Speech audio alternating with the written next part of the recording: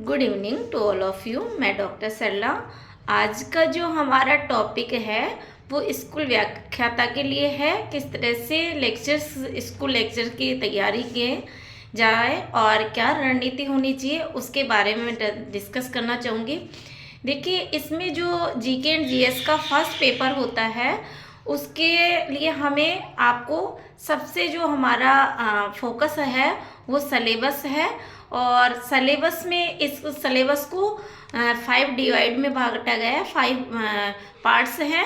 First है राजस्थान का इतिहास तथा भारतीय इतिहास। इसमें भारतीय राष्ट्रीय आंदोलन का विशेष प्रभाव, ये फर्स्ट हमारा टॉपिक है।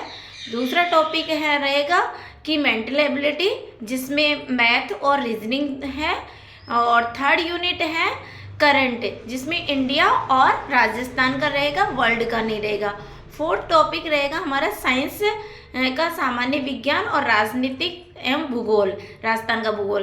तो सामान्य विज्ञान जिसमें जनरल साइंस के क्वेश्चन होते हैं, और भारतीय राजनीति जिसमें पॉलिटिकल साइंस होगा, जिसमें गवर्नमेंट, न्यू गवर्नमेंट के बारे में पूछा जाएगा, इंडियन गवर्नमेंट और स्टेट गवर्नमेंट के बारे में। और राजस्थान का भूगोल, अब राजस्थान का भूगोल में राजस्थान की जो परियोजना है, राजस्थान की नदी हैं, घाटियाँ परियोजना है, और राजस्थान के डैम है, राजस्थान का में जो राजस्थान की जो शब्दावली है, मैपिंग है, जितने भी करंट राजस्थान के ज्योग्राफी से लेकर इशू है वो इसमें आएंगे। और जो फिफ्थ इसमें पार्ट्स होगा वो शैक्षिक प्रबंधन, राजस्थान में शैक्षिक परिदृश्य, निःशुल्क और अनिवार्य बाल शिक्षा का अधिकार अधिनियम 2009।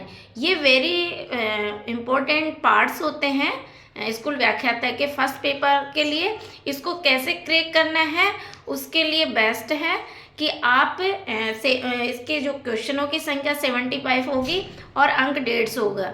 तो इसको क्रैक करने के लिए आप पूरी रणनीति के साथ अपना चार्ट बनाएं। और जैसे मैंने बताया कि जो फर्स्ट यूनिट है राजस्थान का इतिहास, भारतीय राष्ट्रीय आंदोलन विशेष संदर्भ में, तो हमारा पूरा नेशनल मूवमेंट इसमें आपको करना है, जिसमें जैसे 1857 की क्रांति इम्पोर्टेंट है, भारत के राष्ट्रीय आंदोलन का किस तरह से उदय होता है, भारतीय राष्ट्रवादी नेता को आपको बहुत डीपली पढ़ना है। फिर इसी में राजस्थान का इतिहास में आप पढ़ेंगे तो राजस्थान का कल्चर में आप गुर्जर प्रतिहार पढ़ेंगे, अजमेर में चौहान वंश पढ़ेंगे, और दिल्ली सल्तनत जिसमें मेवाड़, रणथंभौर, जालोर और जितने भी साके हैं, मुगल, राजस्थान एवं मुगल दोनों को कंपैरिजन करके राणा सांगा, महाराणा प्रताप और मानसिंह, चंद सेन और बीकानेर के राय सिंह, इनको ढंग से पढ़ना है। राजस्थान में जो 1857 की क्रांति है, इसको भी चैप्टर को लर्न करना है, क्योंकि ऑलवेज हर साल जब भी स्कूल व्याख्याता का पेपर हुआ है तो यहाँ से पूछा गया है।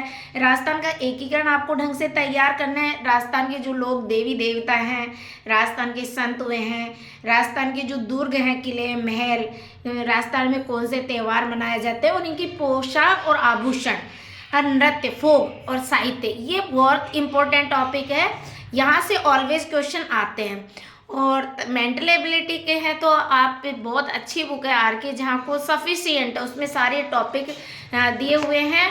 और नेक्स्ट हमारा जो सिलेबस का टॉपिक है वो मैथ का है। तो मैथ में आप चाहें तो इसकी किसी भी, जैसे RS अग्रवाल की पढ़ सकते हैं, या हमारे नोट्स भी ले सकते हैं। इसमें पूरा थ्योरेटिकल है, तो रविवार की कार्यशाला से आप अटेंड करके मैथ और रीजनिंग का कोर्स आप फ्री ऑफ कोर्स ले सकते हैं। हिंदी में का भी आप फ्री ऑफ कोर्स ले सकते हैं। संधि है, समास, उपसर्ग, प्रत्यय, विलोम शब्द, शुद्ध वाक्य और वाक्य शुद्धि, अंग्रेजी में शब्दावली, इसके भी आप नोट्स ले जा सकते हैं और सेलेक्ट नोट्स है। और उसके बाद में आप अंग्रेजी की तो 10th की जो ग्रामर है वो सफिशिएंट है। आप 10th की ग्रामर NCERT की है, उसमें पूरा ग्रामर पोर्शन आप लर्न कर सकते हो, उससे बाहर नहीं जाएगा।